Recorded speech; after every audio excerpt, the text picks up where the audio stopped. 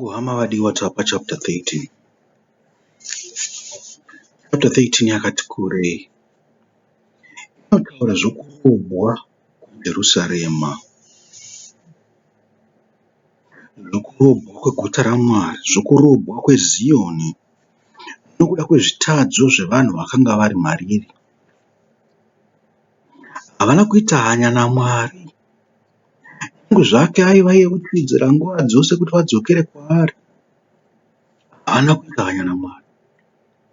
Vakatiza kubva pamberi paMwari, vakarasha sungano, vakanamata zvifananidzo,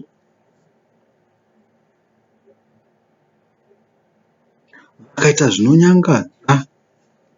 Vamwe vakanamata Tamuzi, vakanamata zuva, vakanamata zvipuka zvose zvapasi.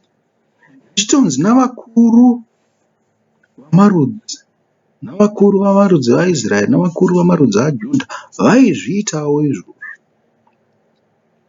Chinonetsa ndechekuti naivowo vaizviitawo nyangwe nemutemberi yaMwari. Ndiko kunyangadzwa kwenzvimbo tsvene yaMwari. Kana pane chinhu chimwe chete chavakanga vasingafanirwa kunyangadza, inzvimbo tsvene yaMwari. Vangaita zvose zvavaida kunze kwetebhenekeri yaMwari, kunze kwetemberi. Asi vakaona zvisina kukwana, vakapinda nemutemberi yaMwari vakayamunyadzisa, vakaisvibisa, vakasamukudza, vakamusvora kuti iwe uri Mwari usine simba. Zvose zvatakanzwa zvakaitirwa madzibaba edu hazvinei nendava zvekare, isu hatina kuzviona pachedu. Tinongonzwa vanhu vachitaura senyambo. Naizvozvo hazvitibetseri kuti takunamata zvifananidzo sezvinoita mamwe marudzi ose. Munhu woga woga nechifananidzo chake, rudzi rwoga roga nechifananidzo charo. Unoona, pakava nokunyangara kukuru kwabasa. Asi komandimende yechipiri inoti usazviitire zvifananidzo kana kushumira mumwe Mwari kana kumupfugamira.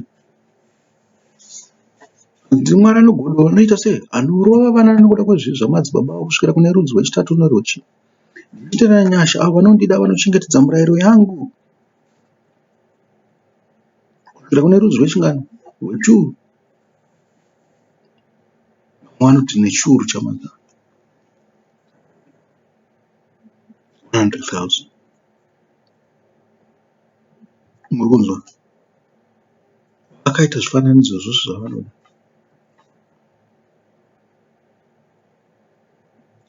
Commandment 5 inoti kudza baba vako namai vako, kuti mazuva ako awedzerwe panyika yaugere wakapiwa naJehovha Mwari wako. Havana kuzviteerera izvozvo. Makavhura bhuku raDheuteronomy, rinotaura pamusoro pazvo. Nhasi tiri pazviverengwa. Zvida chaita kana ka10 adhono, kana kuti tichangokurumidza tikakurumidza taivharisa. Pabhuku raDheuteronomy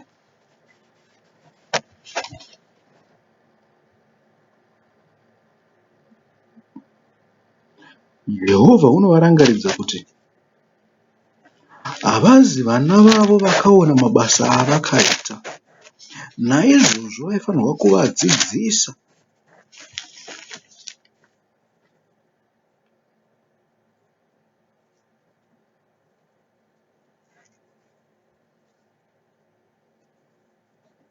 Tingazviwane hupi, I think zviri pa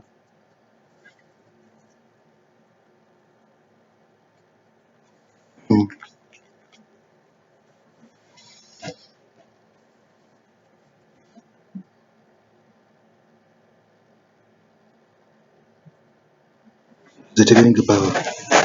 Vanorayirwa kuchengeta mirayiro yaMwari.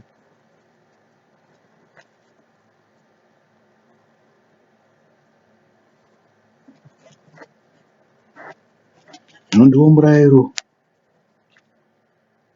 nezvakatemwa nezvakatongwa zvandakarayirwa naJehovha Mwari wenyu kuti ndikudzidzisei kuti muzviite kunyika kwamunoenda kuti ive yenyu, kuti utye Jehovha Mwari wako, uchengete zvose zvaakatema nemurayiro yake, Ndinokurayira iwe nomwanakomana wako, mwanakomana wako mazuva ose oupenyu hwako, kuti mazuva ako ave mazhinji.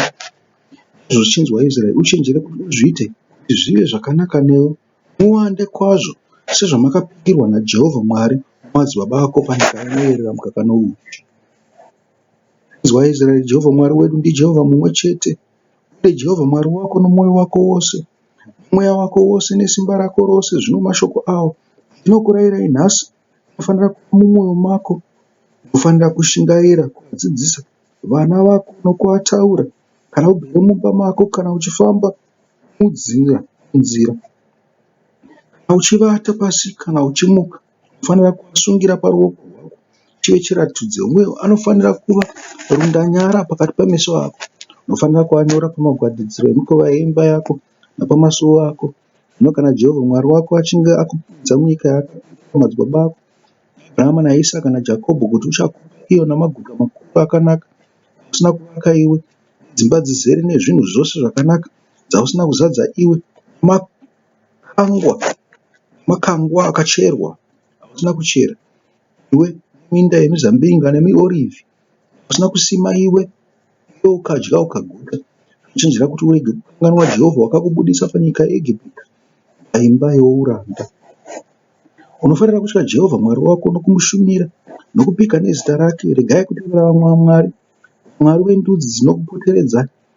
Jehovha Mwari wako uri pakati pako, Mwari une godo. Jehovha Mwari wako arege kukutsamwira, akuparadze panyika pose. Kaidza Jehovha Mwari wenyu zvamakamwidza pamasa. Munofanira kushingaira mukuchengeta mirayiro yaJehovha Mwari wenyu, zvibhubhuriro uye zvaakatema zvaakakurayirai. Unofanira kuita zvakarurama nezvakanaka pamberi paJehovha, kuti zvive zvakanaka newe, upinde munyika yakanaka ive yako, iyo yakapikirwa madzibaba ako naJehovha, kuti iye uchadzinga vavengi vako vose pamberi pako, zvakataurwa naJehovha. Zvino kana mwanakomana wako akakubvunza pashure achiti, ko, izvi zvibhubhuriro zvakutema zvakatongwa zvamakarayirwa naJehovha Mwari wedu inodiniko? Unofanira kuti kumwanakomana wako, isu takanga tiri varanda vaFarao. Jehovha akatibudisa paIjipiti nechanza chine simba. Jehovha akaita zviratidzo nezvinoshamisa kwazvo zvakaipa paIjipiti nokuna Farao, imba yake yose tichizviona. Akatibuditsapo kuti atipinze pano, atipe nyika yaakapikira madzibaba edu. Jehovha akarayira kuti tiite izvi zvose zvaakatema. Titye Jehovha Mwari wedu, kuti tiitirwe zvakanaka nguva dzose. Tichengete tive vapenyu sezvatakaita nhasi. Zvichava zvakarurama kwatiri kana tichenjera tiite murayiro wose pamberi paJehovha Mwari wedu sezvatakarayirwa naye. Tapaverenga nyaya yevana, kuti vana vanofanirwa kuteedzera tsika dzamadzibaba avo.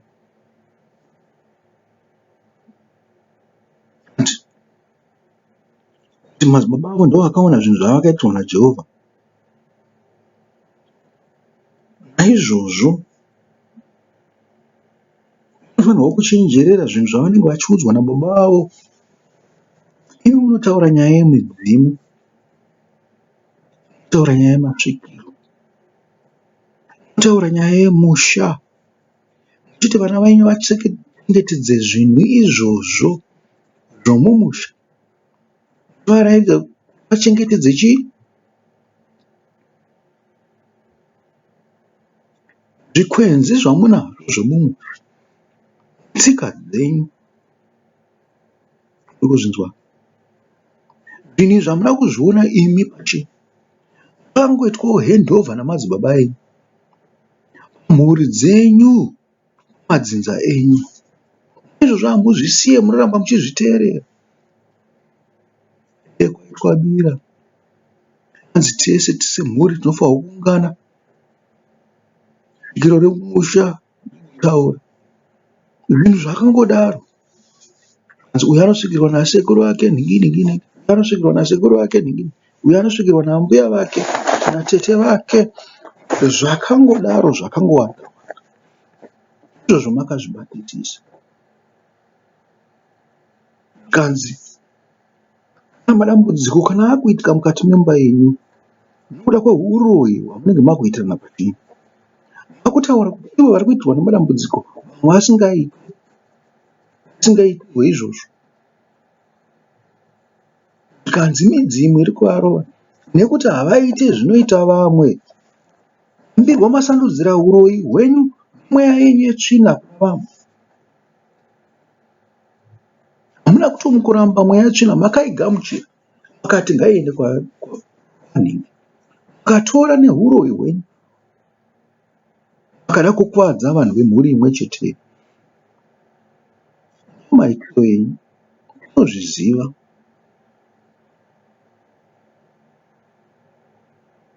Murikuzviona? Pane mufananidzo uripo pazvinhu zvose izvozvo wakaita semufananidzo waMwari. Nokuti Mwari akarayira vaIsraeri kuti vachengete mirayiro yake, vagoidzidzisa kuvana vavo, vana vavo vagoidzidzisa kuvana vavo, kuzvizukuru zvezvo zvikuru zvinongoramba zvichiitira as long as vari panyika iyo, kwose kwavanoenda kuti Mwari avarangarire. Asi zvinhu izvi havana kuzviita. Vanotanga kunamata zvimwe zvifananidzo.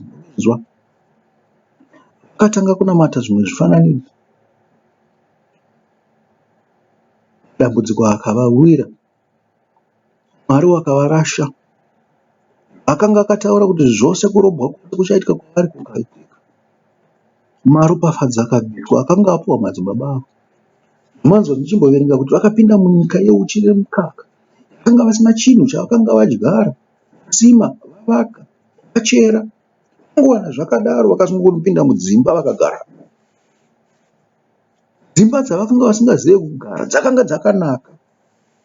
Maguta akanga ane masvingo, namatsime, minda yemuorivhi neminda yemuzambiringa nezvimwe zvicherwa. Pakanga pasingadiwe lebha yakanyanya kuti mumeitene minda idzodzo nokurima zvinhu. Kuti kwakanga kune ivhu rakanaka, aikudza zvinhu zvakanaka.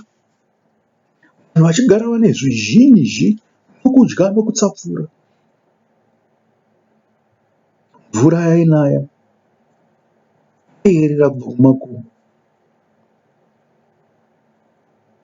Vakanga vasisaite zvebasa zvavaita. Igupita vari pasi peuranda hwaFarao vachirobwa nechikava, vachirobwa nezvitorobho kumisana yavo yakachekeka chekeka nokuda kwebasa ravaipuwa. Zvinhu zvose zvakanga zvavanyora. Izvi zvakabviswa pamusoro pekurobwa kweIsraeri kwatinoda kutaura. Zvanga zvichiitirwa nekutewa vakapinda muKenani. Havana kuzviitirwa zvinhu izvozvo. Dzonzi vakapinda muKenani vakanga vakaropafadzwa. Ukaverenga Joshua unotaura kunzi vaitevedzera Mwari vakaropafadzwa, vakarobwa. Madzibaba avo akaperera mugwenga nekuti paakanzi pinda muKenani haana kuda kupinda muKenani. Vakanzi nguva yatorwa kusora Kenani yose navanhu vatakanga tatumidzira, ndiyo yamuchapedzawo kugwenga. Zuva roga roga roga roga. Vakanga vaita 40 days vachisora. Vakanzi makuita 40 years. Vakakwangwaya mugwengwa vachingotendereka. Vanzi vakutandabotswa, vakatuka amai.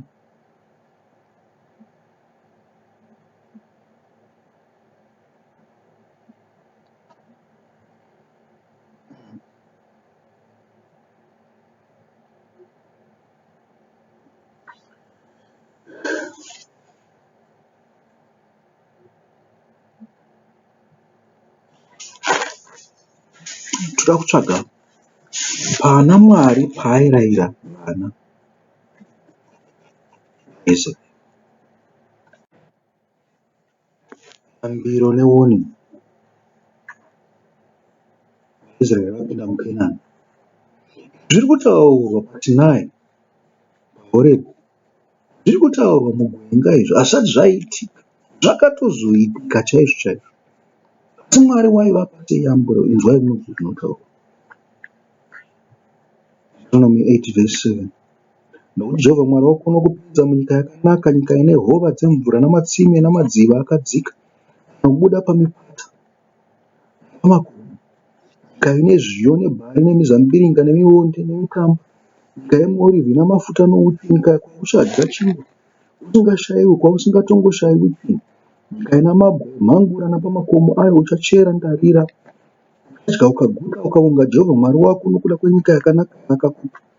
Chenjera kuti urege kukanganwa Jehovha Mwari wako ukasachengeta mirayiro yake nezvaakatonga nezvaakatema zvandinokurayira nhasi, nokuti kana wadya ukaguta ukavaka dzimba dzakanaka ukagara madziri ngombe dzako namakwai ako akawanda nesirivheri yako nendarama yako ikawanda, izvi zvaunazvo zvikawanda, mwoyo wako ukazvikudza ukanganwa Jehovha Mwari wako wakubudisa panyika yeIjipita paye imba youranda, wakakufambisa murenje guru rinotyisa, makanga mune nyoka dzinopinda nedzvinyavana nevhu rakaoma risina mvura, wakakubudisira mvura padombo romukarasi, wakakugutsa murenje nemana yakanga isina kuzikanwa namadzibaba ako, kuti akuninipisa akuidze kuti akuitire zvakanaka pakupedzisira.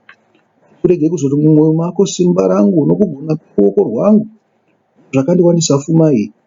Asi unofanira kurangarira Jehovha Mwari wako, nokuti ndiye unokupa simba rokufuma, asimbise sungano yake yaakapikira madzibaba ako sezvaanoita nhasi. No kana ukakanganwa Jehovha Mwari wako ukatevera vamwe vamwari ukavashumira ukanamata kwavari, ndinokupupurirai nhasi kuti muchaparadzwa zviro kwazvo. Imi muchaparadzwa sendudzi dzinoparadzwa naJehovha pamberi penyu, nokuti makaramba kuteerera inzwi raJehovha Mwari wenyu. Amen. Amen. Yambiro. Zvino Israeri, Jehovha Mwari wako unotsvakeiko? Deuteronomy 10, chapter 10, verse 12.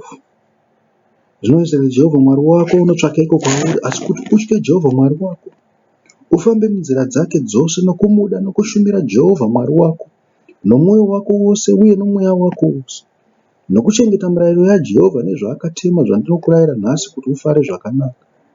Tarira, denga nedenga ramatenga nenyika nezvose zviri mukati mayo ndezvaJehovha Mwari wako, asi Jehovha wakafarira madzibaba ako, akavada akatsaura vana vavo vanovatevera, iyemi kupfuura ndudzi dzose sezvaunoona nhasi. Naizvozvo dzingisai mwoyo yenyu murege kuva nemitsipa mukukutu, nokuti Jehovha Mwari wenyu ndiMwari wavamwari naShe wamadzishe, Mwari mukuru unotyisa, usingatsauri vanhu kana kugamuchira mubayiro. Iye unoruramisira nherera nechirikadzi, unoda mutorwa achimupa zvokudya nenguo.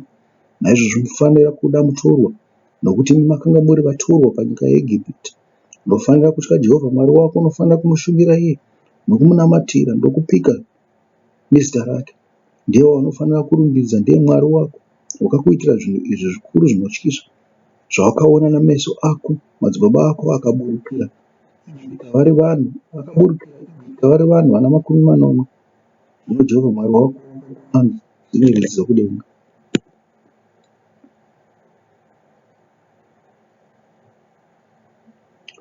Naizvozvo, chapter 11 verse 1.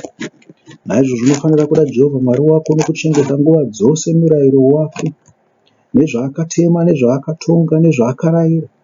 Zivai nhasi, nokuti handitauri navana venyu vasina kuziva, vasina kuona kuranga kwaJehovha Mwari wenyu, ukuru hwake nechanza chake chine simba, noruoko rwake rwakatambanudzwa, nezviratidzo zvake namabasa ake aakaitira Farao mambo weIjipita pakati peIjipita nenyika yake yose, nezvaakaitira hondo yeIjipita namabhiza avo nengoro dzavo, kuti wakavafukidza nemvura yegungwa dzvuku nguva yavakakutevererai.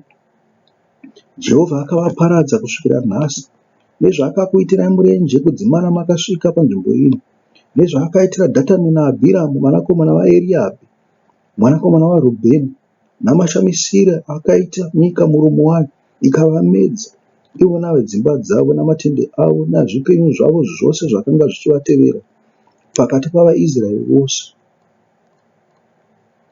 Asi meso enyu akaona mabasa ose makuru aJehovha aakaita, Naizvozvo munofanira kuchengeta murayiro wose wandinokurayirai nhasi, kuti musimbe, mupinde, mutore nyika iyo kwamunoyambuka kundoiita yenyu, kuti mazuva enyu awedzerwe panyika yakapikirwa madzibaba enyu naJehovha, kuti uchaipa ivo navana vavo nyika inoyerera mukaka nouchi.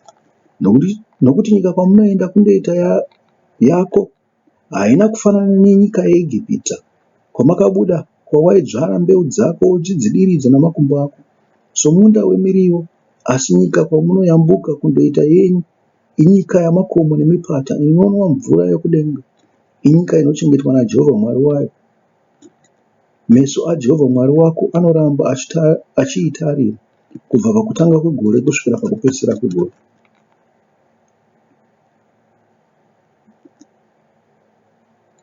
Amen.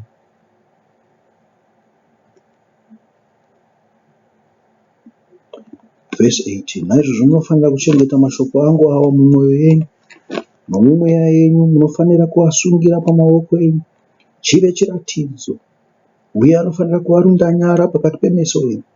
Uye munofanira kuadzidzisa vana venyu, uchitaurirana pamusoro pawo kana iwe ugere paimba yako, kana uchifamba panzira, kana uchibata pasi, uye kana uchimuka.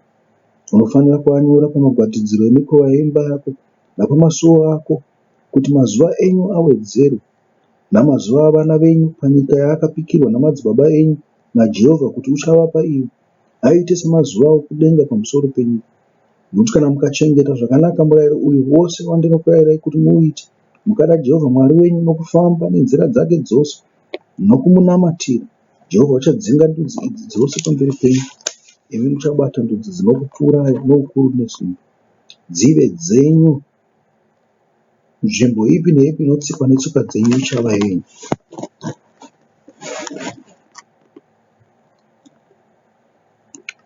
Nenyika yenyu ichabva parenje neRebhanoni, kubva parwizi Yufuratesi kusvikira kugungwa rokumavirariro. Hakuna munhu ungagona kumira pamberi penyu. Jehovha Mwari wenyu uchatyisa nokuvhundutsa nyika yose pamusoro penyu, nyika iyo yamuchazotsika pamusoro payo sezvaakataura kwamuri. Tarirai, nhasi ndinoisa pamberi penyu kuropafadzwa nokutukwa. Kuropafadzwa kana mukateerera mirayiro yaJehovha Mwari wenyu yandinokurayirai nhasi, nokutukwa kana musingateerere mirayiro yaJehovha Mwari wenyu, asi muchitsauka panzira yandinokurayirai nhasi, mukatevera vamwe vamwari vamusina kuziva.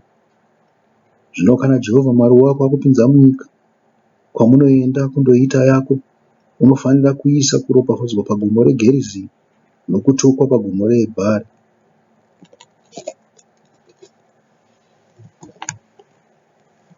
Amen.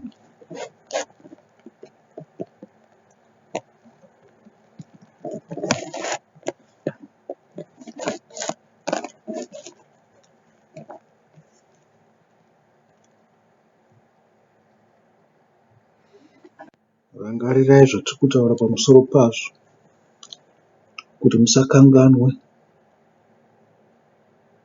Rekedza tingoti verengei Muchana bara chapter 13 yacho tinofanira kunge tichiita.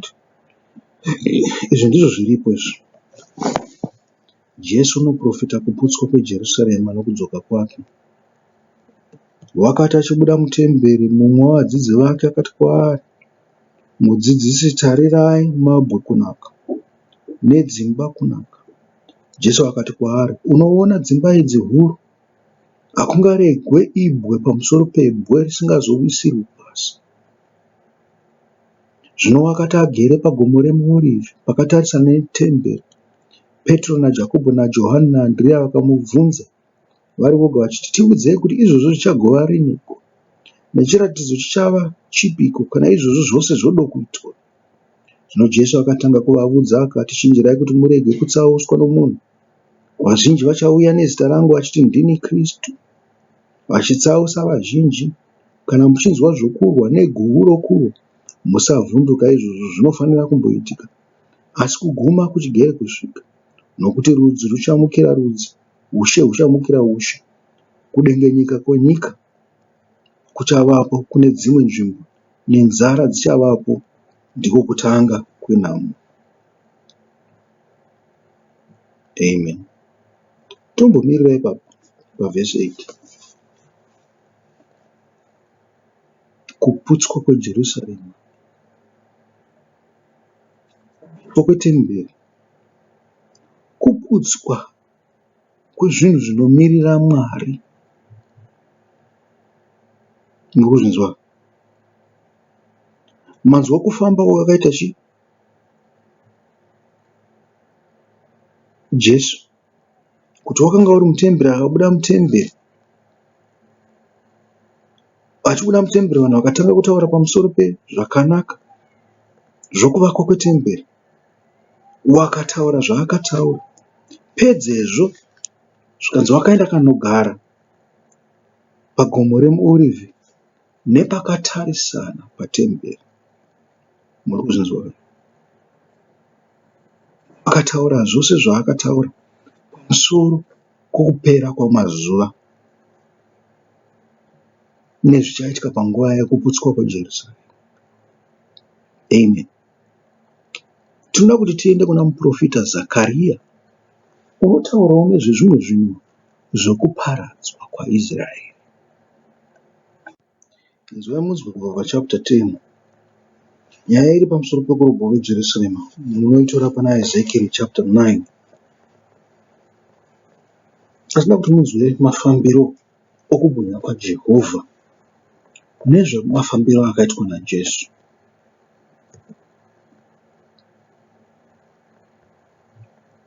Bvirai tongobvira zvedu kana pavhesi 13 chapter 10. Kana ari makumbo ndakanzwa achitumidzwa zvinomonereka rimwe nerimwe rakanga rine ziso zvino. Tibvire pavhesi 17. Kana omira naiwo omirawo, kana obhuruka achikwira naiwo obhurukawo achikwira nawo, nokuti mweya wechipenyu wakanga uri mukati mawo, mukati memavhiri. Yanga yakaita sengoro ari makerubhi. Murikuona? Atone mapapiro, anotone zviso zvino. Vhesi 18 chapter 10 Ezekiel. Ipapo kubwinya kwaJehovha kwakabuda pachikumbaridzo cheimba ndokumira pamusoro pamakerubhi. Makerubhi ndokusimudza mapapiro avo, ndokubhururuka achibva panyika. Ini ndichiaona achibuda, ana makumbo engoro pamativi avo, akamira pamukova wesuo rokumabvazuva reimba yaJehovha. Kubwinya kwaMwari waIsraeri kwakanga kuri nechekumusoro kwavo. Ndicho chipenyu chandakaona panyasi paMwari waIsraeri parwizi rweKebhari. Ndikaziva kuti makerubhi rimwe nerimwe rakanga rine zviso zvina, nerimwe nerimwe rakanga rina mapapiro mana. Pasi pamapapiro avo pakanga pane zvakafanana namaoko omunhu. Kana zviri zviso zvavo pakuonekwa kwazvo, zvakanga zviri zviso zviya zvandakaona parwizi rweKebhari pakuonekwa kwazvo. Naizvo zvimene rimwe nerimwe rairuramira mberi pakuromba kwaro. Enda pachapter 11.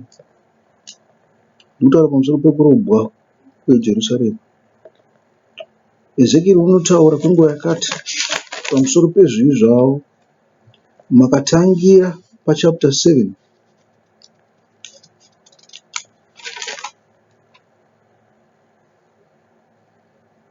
in fact zvinotangira kana kuchapter 4.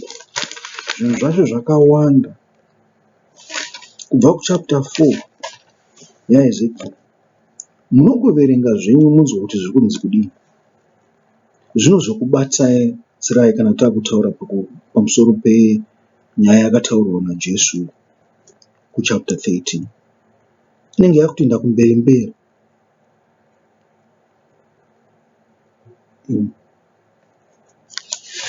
Tikaverenga pavhesi 10 pachapter 10 tondopedzisa zvedu zvekufamba kwaJehovha. Zvino Ezekieri wakanga kunotaura pakupedzisira kwokurobwa kwevana vaya veIsraeri.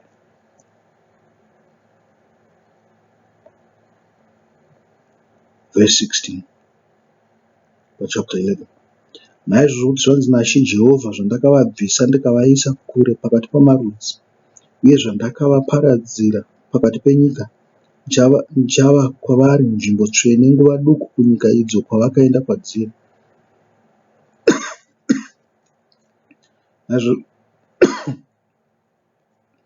Naizvozvo kuti zvanzi naShe Jehovha, ndichakuunganidzai mubve pakati pamarudzi, ndichakukokerai mubve panyika kwamakaparadzirwa ndigokupai nyika yaIsraeri. Vachadzokerako nokubvisamo zvose zvayo zvinosemesa nezvose zvayo zvinonyangadza. Ndichavapa mwoyo mumwe nokuisa mweya mutsva mukati menyu.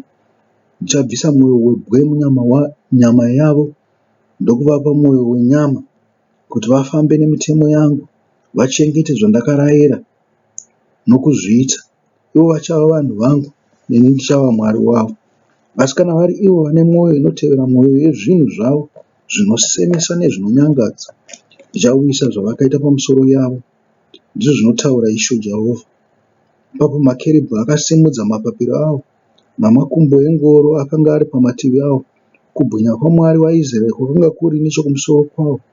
Kubwinya kwaJehovha ndokukwira kuchibva mukati meguta, ndokumira pamusoro pegomo riri kumabvazuva eguta. Ndiro gomo reMaorivhi riri kumabvazuva kweguta. Ipapo mweya wakandisimudza ndokundiisa Kadhia kuna vakatapwa, ndichizvioneswa nomweya waMwari. Zvino chiratidzo chandakanga ndaona chakakwidzwa chichibva kwandiri. Ipapo ndakavudza vakatapwa zvinhu zvose zvandakaratidzwa naJehovha. Kufamba kukubwinya kwaMwari pamusoro pekurobwa. Jesu unofambawo nenzira yakadaro uchienda kunotsanangurira vaakanga vanavo ava 4 avo, Jakobho naJohani naPeta naAndreasi. Wakavatsanangura pamusoro pekuita pokuparadzwa kweJerusarema, zvakanga zvichangotaurwa nemuprofita Ezekieri.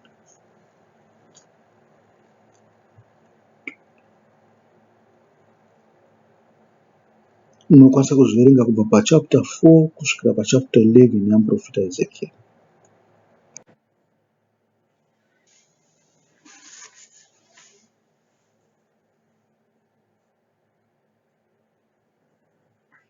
Wakati achibuda mutemberi, mumwe wavadzidzi vake akati kwaari, mudzidzisi, tarirai mabwe kunaka. Munoona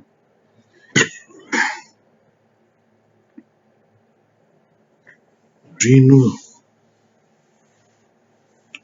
zvakavakiswa kunze, hazvizvo zvinotaura kunaka kwomunhu. Kuona hatingazivi kunaka kwako nekukutarira, zvatingazivi kunaka kwako nzira yaunoekta kana kuti zvaunoita pamberi pedu. Zvinozivikanwa ndiMwari, eti ndiye anoziva zviri mumwoyo mako zvakamira sei. Naizvozvo kana une runako kunze rwaunoratidza uve nerunako rwomumwoyowo. Kana watomboenda extra mile yekuratidza vanhu kunaka kwako kwekunze, chibva wangogadzirisa nezvemukatika, kunaka kwako kubva kwangozadziswa kare kechwani.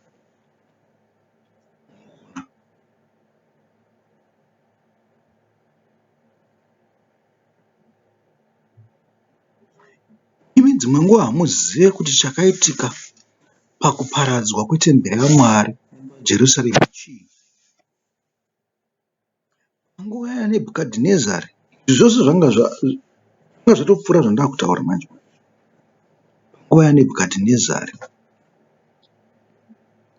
mazuva akauya kuzoparadza Jerusarema, zvikanzi zvose zvinokosha zvavakanga vakavakisa mukati metemberi zvakanyungudutswa zvikatakurwa zvikaendwa nazvo Bhabhironi. Ringava ndarira, ringava goridhe, zvose zvavaikoshesa, nyangwe nemasimbi chaiwo, akanyungudutswa akaendeswa Bhabhironi.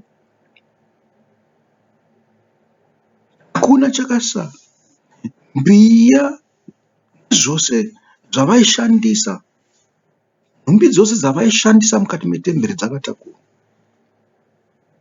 Iro Jerusarema racho rakaparadzwa rikapiswa nemoto. Zvikanzi netemberi yakasiyiwa yaita sei? Pasisina. Hanzi vakangozvipesera dzimwe vakatozongoona pane foundation chete. Vakapisa nekupwanya.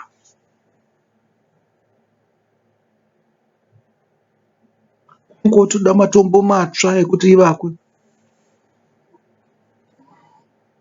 Kunzwa? Mazitombo matsva avakanga vashandisa panguva yaSaromoni akanga asisai.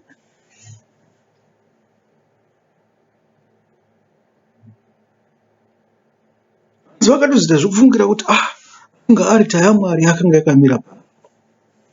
Vakatanga kubayira ipapo, vakadzoka nana Nehemia naEzra kumabhuku ikwavo. Kumabhuku iwavo ndokwamunozviverenga. Kunaka kwayo kwose kwakanga kwabviswa. Asi Mwari kutaura kuna Zerubhabheri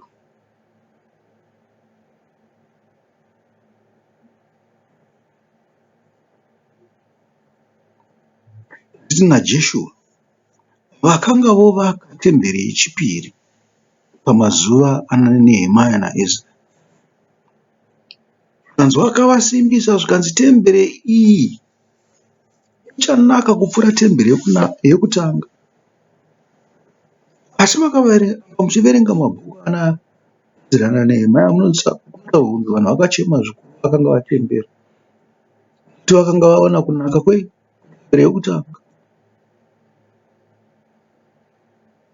Asi nyangwe ichiri pafoundation chaivo vakatanga kuchema nekuti vakaziva kuti hakuna kwainosvika temberi. Haimbofa yakanaka kupfuura yekutanga. Asi zvaitaurwa zviri kunzi kutenda kwavanhu ivava vakadzoka kubva muexile kutange kwakakurisa kupfuura kutenda kwavanhu vakanga vari pamazuva ana Soromoni naDhavhidhi. Ndokunaka kwetemberi. Ndingatoti ndiyo was the worst temple yakavakwa pane matemberi matatu ose. Chida yekutanga neyakazovakwa naHerodhi ndozvinokokedza kutaridzika kwekunze Jesu. Yakazovakwa naHerodhi ndiyo iri kutaurwa naJesu. Hanzi muri kuona hapana dombo richasiyiwa riri pamusoro perimwe richaparadzwa. Yakanzi yakanga yakanakawo zvisho. Zvakanzi Herodhi wakanga uri muvaki. Hanzi wakavaka Jerusarema tingati.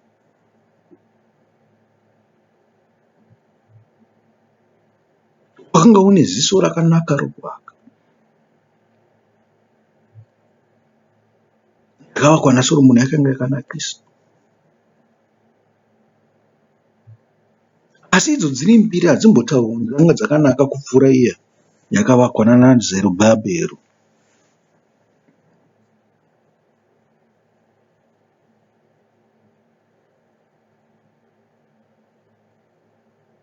Nguva yana muprofita Hagai yana muprofita Zakaria.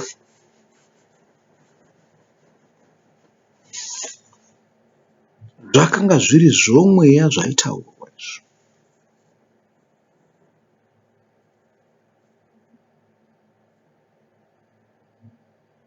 Zvinonetsa ndechekuti panguva yekuvaka kuno dzimba dzedu dzakanaka, tinozvipenda-penda nekuzvipoda-poda kunyengedzera kunge vanhu vanoteerera Mwari takaora mukati. Ndozviri kutaurwa naKristu apa kuti hapana zviripo. Takaora mukati, takaora pamwiri. Hatisi kutevera murayiro yaMwari sezvataurwa kwataverenga kunana Deuteronomy uko nokunana Ezekieri Kwakazosvikira kuti temberi dzirobwe. Temberi dzanga dziri nekunaka kwokunze asi dzakarobwa dzikapara. Zvirinani kuti muparadze temberi muchida kuvaka imwe yakapfuura nokuinaka kunaka iyoyo. Kuti muri kuparadza temberi muchisiya pasisina. Zvakaitwa yokutanga neyechipiri. Kuti zvakaitwa neyokutanga neyechipiri. Zvakaitwa yokutanga neyechitatu. Yapedzisira kuvakwa.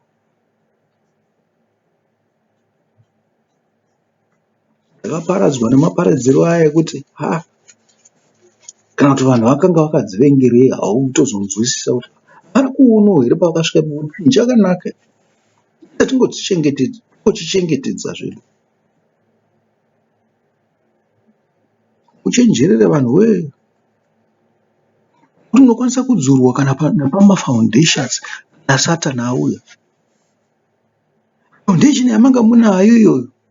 Yamanga muchibuilda on. Kuti haiwa isi tinonamata Mwari tinoita so. Inokwanisa kudzurwa pakasara pasina. Satani ndinoziva kuti unozviita. Chitendero chenyu chakava pasina.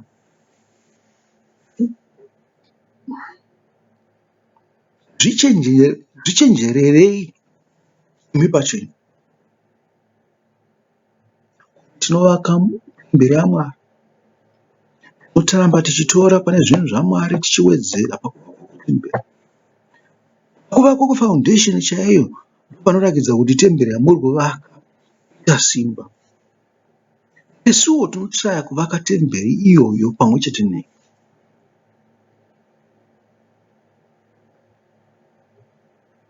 Zvatiri kuita izvi kuvaka kwefoundation. Kune zvimwe zvinhu zviri pamberi zvatinenge takuita practice. Zvinopedzisa foundation iyo. Mozotanga kuvaka muchikwira kumusoro muri pamweya. Akuita zvimwe zvakawedzerwa papractice zvinoenderana nemabasa amunenge muchida kunzi muite naMwari. Mabasa amunozviitira imi kuita mabasa amunoitira Mwari. Mabasa amunozviitira aya ndeekuti munge makasimba muna Mwari. Mabasa amunoitira Mwari aya ndeekuwedzera umambo hwake.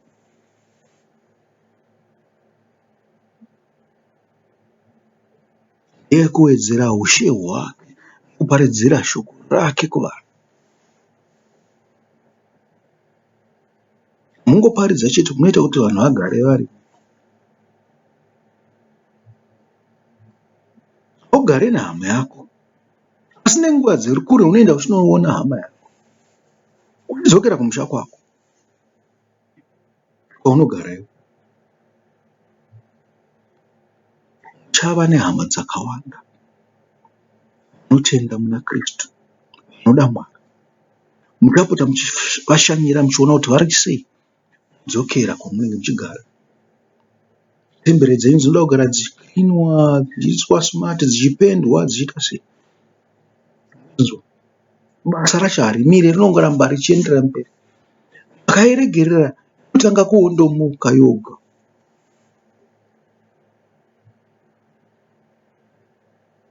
Inotanga kuita zvakaita semadzerere zvinoitika mumadziro zvezvo. Maperembudzi emumba. Yuju. Zvimwe zvinhu zvinototanga kuora, mapango anototanga kuora. Tsvina. Pasta yotanga kukwatuka. Tails yotanga kutekenuka pasapo. Mahwindo achipwanyika. Imi musiri kumaintaina temberi dzenyu.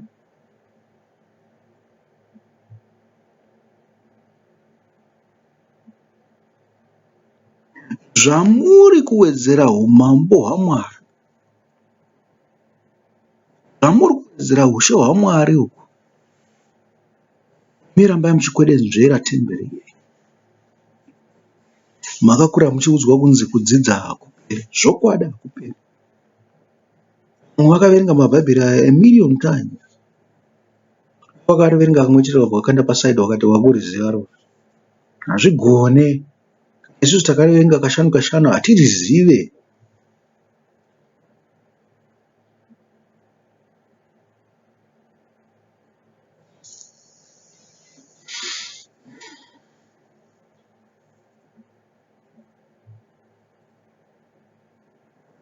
Kanzi unoona dzimba idzi huru, tauro dzeguta. Guta chii? Ichechi. Kanzi muri kuona dzimba idzi huru, guta rekutenda iroro, chechi yaMwari. Ine vanhu vakasiyana siyana, ine matemberi akasiyana siyana mukati mayo, ine dzimba dzakasiyana siyana mukati mayo.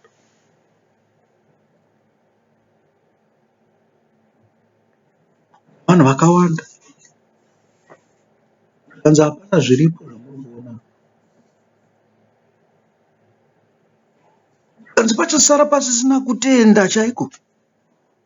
Isinovhunza, unomubvunza.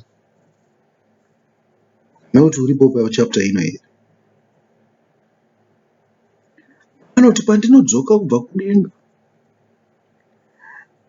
mwanakomana womunhu uchawana kutenda kuripo here? Muri kuzvinzwa? Izvozvo pari kunzi hakunge ari ibwe pamusoro pebwe risingazowisirwi pasi.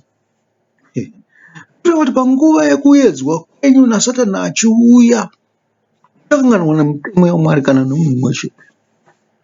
Mitemo yaMwari ichava seisina basa kwamuri. Muchatyora yose. Hakuna kana nehwani yamunenge mucharangarira. Zvinenge zvisina basa kwamuri. Naizvozvo kana ibwe richibviswa pane rimwe ibwe, haichakwira ka, inotoparadzirwa. Ikazotigimurwa foundation, pachasara panei? Zviri nani kuti tingotora mabwe acho ese tonorasira kutofita. Gehena.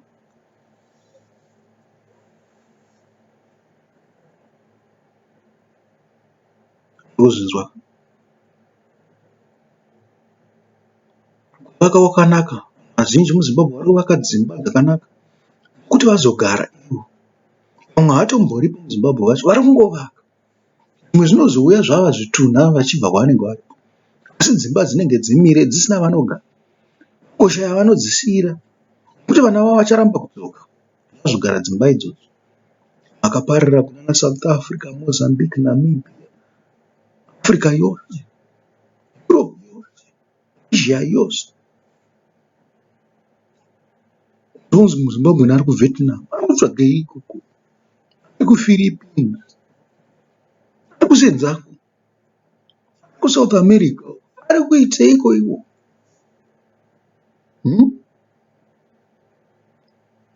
Zvichinzi zvichidai nyika dzavarungu dzinotaura chirungu ungazvinzwisisa. Pachinotaura chirungu chekuti hautomboziva kuti vari kutaura. Ndokwaari ikoko muZimbabwe. Chivakisa dzimba dzakanaka. Vachivakisa nemutoo wavari kuona ikoko. Diversity, variety. Zvikabuda zvakanaka asi hauna anogara ipapo. Vamwe vavo ndipo pavanochembera. Dzimba dzavo dzichatotengeswa idzodzo. Vakandogara zvavo kuruzevha vari mudzimba dzamapango. Hazvisina kukosha kwavari. Zvongoswera vachingoonana neshamwari dzavo dzaingoonana vari kuvatizwa. Hazvisina kukosha kwavari izvozvo. Vatone zvimwe zvinhu zvakavakoshera. Kuswera vachindurudza nemabhara. Kuswera vachienda vanochera mvura. Vakasunga mombe. Izvo zvakutovakoshera. Zvinhu zvavaita nemotikari, zvavangadai vakaita nemotikari nemarori. Vasina basa nemotikari nemarori. Zvinotovanyangadza. Zvataikoshesa zvinenge zvadzurwa kubvira panheyo. Zvatakafambira kunobudira kunze kwenyika zvadzurwa kubva panheyo, hazvisina kukosha. Mari tingave tinayo yakazara mumabhengi, maUS namapounds nemachii. Kushandiswa kwayo haumboona kuti iri kushandiswa sei. Ikatoshandiswa kuvaka zvimwe zvinhu kuti vamwe vanhu vawane mamwe mabasa. Pachava vanhu vanoridze mari iyo vanenge vasingaiti izvozvo. Vanenge vachigara mudzimba dzakapfirirwa neuswa. Hazvisisina kukosha zvatakakura nazvo zviya. Chiyemura. Takabuda kunze takaona kuti hapana zviri kuitwa navarungu kuno. Mahumbwe oga oga tidzokere zviri kumusha.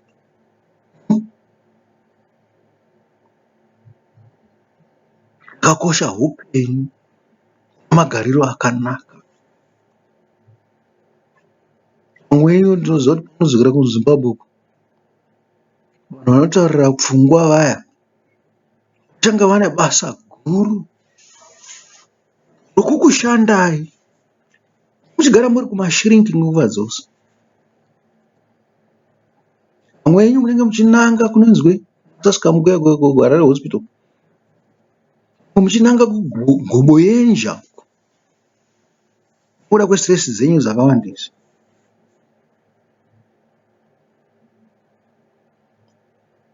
Kugadziswa upenzi hwenyu hwawanyanyisa. Mumweni ndiwo anongofawo zvavo semombe. Mhuka musango inongorerana iri.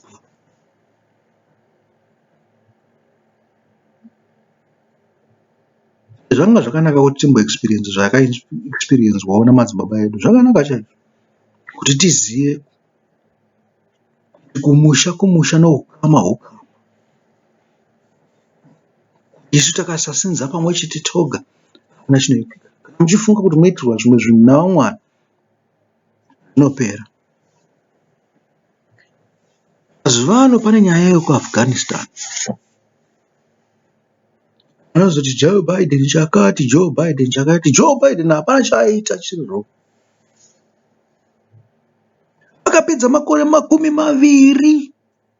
maviri vachiedza kuvaka Afghanistan. Vakanyengerwa nevanhu vemuAfghanistan kuti taane army. Atokwanisa kuzvidefenda, tokwanisa kumira Taliban haingati. Vanhu varongodya mari zvavaronganakidzwa nokuchengetedzwa nevanhu vekuUS. Vakazonzi chimirai mega isu takutobuda nhasi. Zvikanzi hazvina kutora vhiki kuti nyika yose itorwe navaTaliban. Zvinosekesa. Musadaro, musagara muchifunga kuti vamwe vanhu vanongogara vakakuchengeta. Kuti munodzokera kwamakabva, kune zvinhu zvamuri kuramba zvacho izvozvo. Kuti makuita maBLM nemachichichi. Makabvisa ukambe hwepfuma. Makabvisa unonzi sarura ganda. Munodzokera kwazviri kana muchitemba navamwana. Kana mukasazvivaka pachenyu, makasaita serious vamwana pakudiwa serious. Vose vamuri kuona vachizvishambadza vachiti vari kudya mari, vane mari dzakawanda. Touraya vana vavo kuda kwezvinhu izvozvo. Unochiona kuti vakatengesa nyika, vakaparadza nyika. Vachinakirwa nezvinhu zvisina basa. Chiteverera zvinhu zvisina basa. Mwari ngaakupe pfungwa dzinopinza muvake nyika yenyu. Pavakaenda kuMozambique, maZimbabwe, vakatoshamisika kuti kuona ana Rwanda vane nevhi, mabhosi vanga vasina kana vana.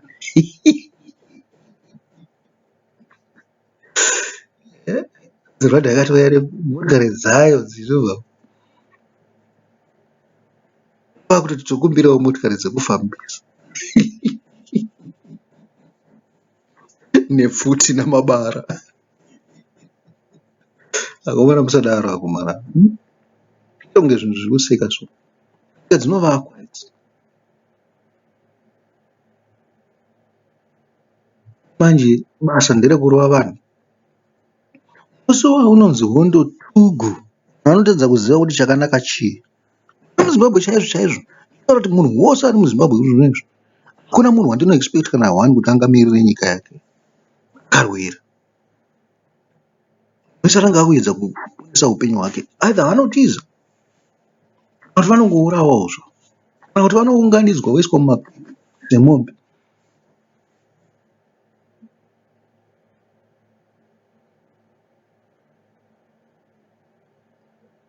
Vanotonga vatadza kubatanidza nyika. Ndinotaura kuti Zambia inotokwanisa kuzvirwira pachayo kupfuura isu.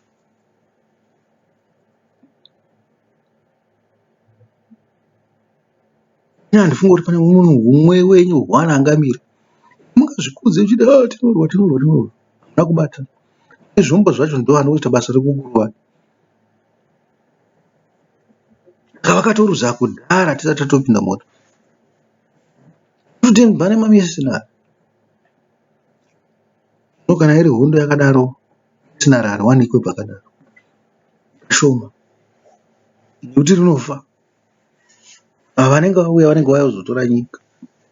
Vanenge vachiurayira zviri mesi.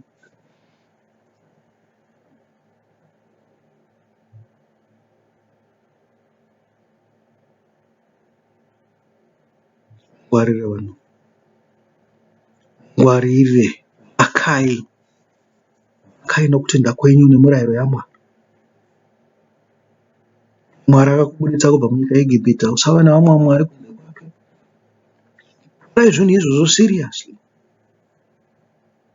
Usapfugamire zvifananidzo kana kuzvinamata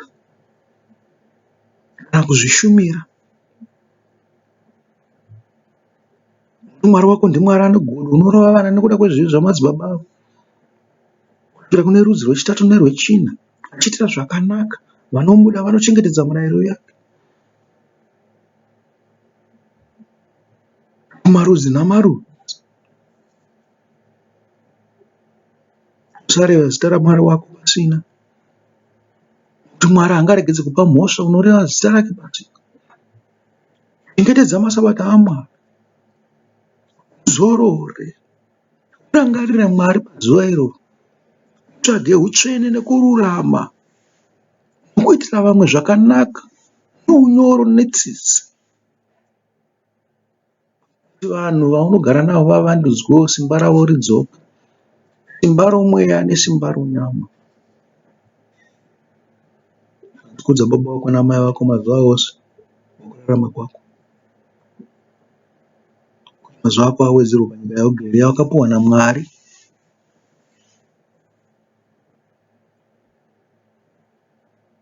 Usauraye. Usabe. Usaite upombwe. Uye usareverera wokwako nhema. Uye usava noruchiva kana kutushura. Chengetedzai zvinhu zvaMwari. Ari nhasi pamusoro petopiki unoporofita pokuputswa kweJerusarema nokudzoka kwake. Togumira pavhesi 2 iyoyo. Tasimudzira zvakare patinosangana panguva inotevera. Mwari ngaakuropafadzai. Mwari ropafadzai vanhu venyu. Vashingairire kukushandira. Tsvage zvinokosha zvoumambo hwenyu. Varambe vachivaka neyo dzakawana kubva pakutenda kwavo. Varambe vachiwedzera vagokura. Dzimba huru dzakanaka kunze nomukati. Dzimba dzinoshandiswa kushumirai. Jerusarema rinamato pasi kudenga. Mwari vaine zvitose. Kubva zvino kusvikira tichisangana zvakare. Amen. Ndini wenyu muparidzi anoti taendera nechidzidzo ichocho. Taendera mberi nechidzidzo ichocho patinosangana zvakare. Mwari ave nemi. Garai zvakanaka.